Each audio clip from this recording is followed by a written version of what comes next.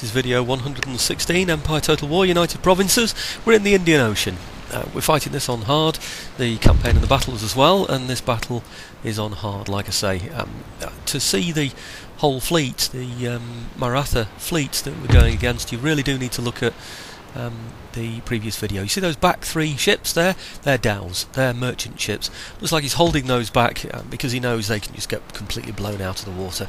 He's just hitting me with the main ships that he's got there, the main battleships. When I say main battleships, they're all brigs and sloops. They're pretty poor quality stuff, really. So and some of them have been damaged as well, so we should have a great deal of success here. It's the first action for my ships. I know it shows on the bottom of the screen there that two of them have got experience, but that's only because they've been raised in ports where, or rather built, constructed in ports where the technology is well in advance. And when you do that, when you raise lower grade ships in a port that can produce second-rate ships, for instance, then you tend to get advantages, or sort of upgrades, if you like, to the lower ships as well. Otherwise, you can only get that through experience. Well, this isn't really an experienced fleet. It's a fairly new one. You might find, of course, that it's those that came from the English Channel. They could well have had some experience. You tend to get something like a 5% plus on everything for everything that has one chevron on it. So if you have two chevrons, then it's a 10%, etc., and you keep going up like that. So in other words, if your firepower is normally, say, 100, your firepower becomes 105, as a general rule of thumb. Certainly your speed of firing increases by 5%. Okay, you see what we were doing. We were approaching, trying to cross the T. We got in behind the second ship and then broadsided him from both sides of that first ship of mine. The ship was firing, and indeed all of them were firing at the time, chain shot. You can already see some of his boats flashing now because they're either routing or they are wavering. You need to check that continually. If they're routing and you want the prize money, you need to send something after them. You see that brig on the end there? That's the last one in my line of ships that I originally set up. I'm peeling him off from the main fleet now and sending him after that routing ship, because I don't want anybody exploding there. I don't want anybody actually exiting the battle site. I also don't want anybody exploding either. So another reason for not using cannonballs. Do you see my ship there in the centre, surrounded by those wavering ships? If one of those were routing, for instance, we were firing ball, or even that one that's coming across there now. If we were to blow that ship up or set it on fire, it could well blow our own ship up with it, or it could set our own ship on fire. Another little tip for you, by the way: if one of your ships does go on fire, it's not the end of the world. It is if you don't attend to it, but if you put them on no firing for a while, in other words, you take off the automated fire, then what will happen is the ship's crew will leave their guns and attend to the fire on the ships.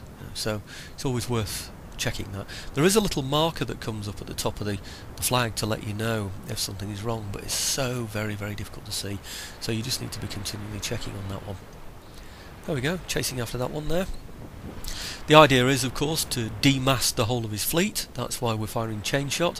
When everything is dead in the water, some of it surrenders straight away anyway, because they've taken casualties from the chain shot themselves, so the crew are not happy about continuing the fight, or simply the fact that they can't move anymore makes them give up. They think, oh crikey, there's nothing we can do, we can't get away, we're surrounded by a big fleet, so they'll simply surrender. So it gets rid of lots of ships that way anyway. The alternative to that, of course, is to get up close to them and then hit them with grape shot.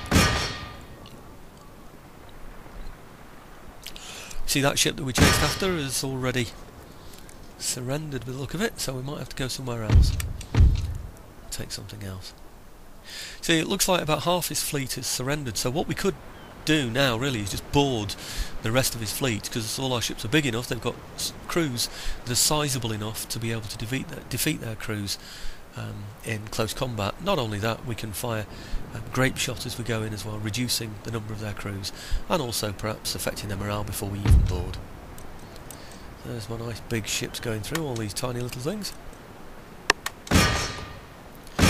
We're not too worried about taking casualties ourselves or taking cannonballs or whatever, it doesn't really matter.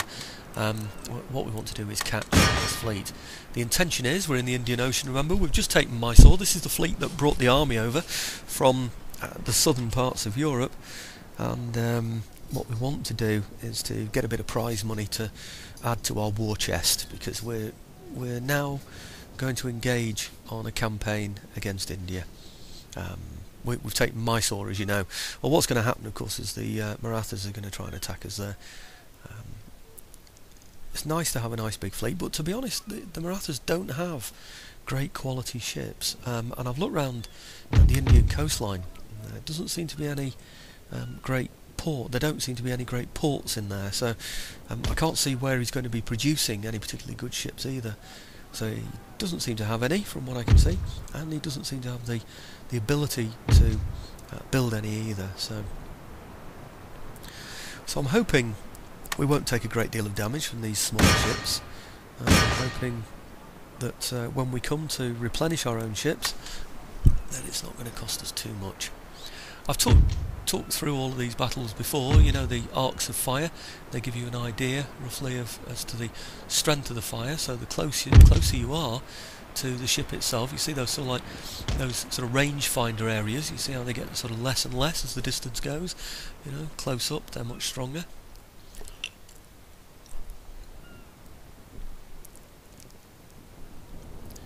There we go, just making sure nothing gets away.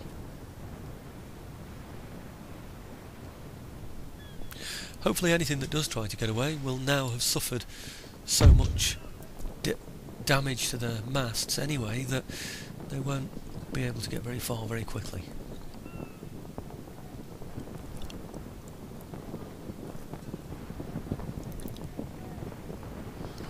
Just checking how we're going on here.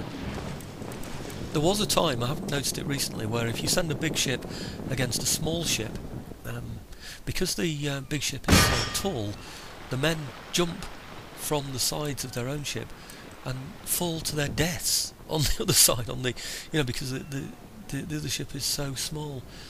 So you can find, or rather a single deck, so you can find a 3-decker, has lots and lots of crew that just commit suicide by jumping overboard in order to attack the single decker. Very odd thing to do.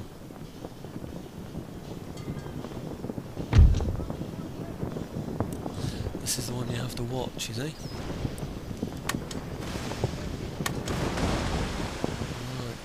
I just give them a blast of grape there as well, because it's fun to do.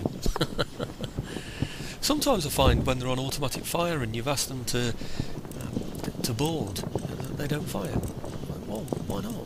Come on, I mean, it reduces their numbers. That's the whole idea, really, isn't it?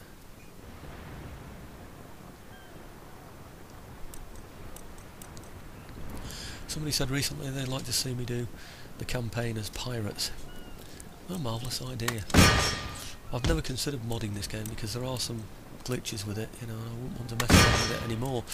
But pirate campaign sounds great fun, doesn't it?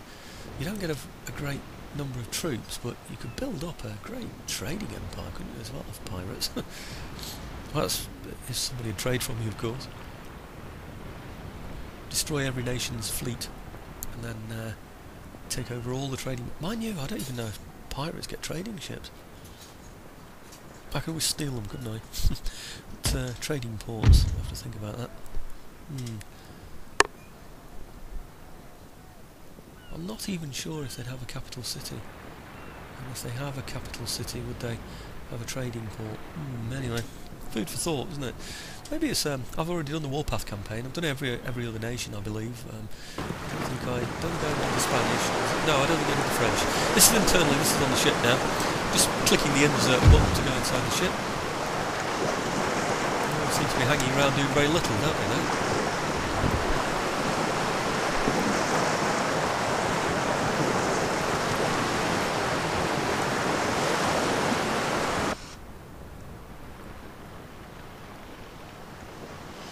The ship there you are looking at.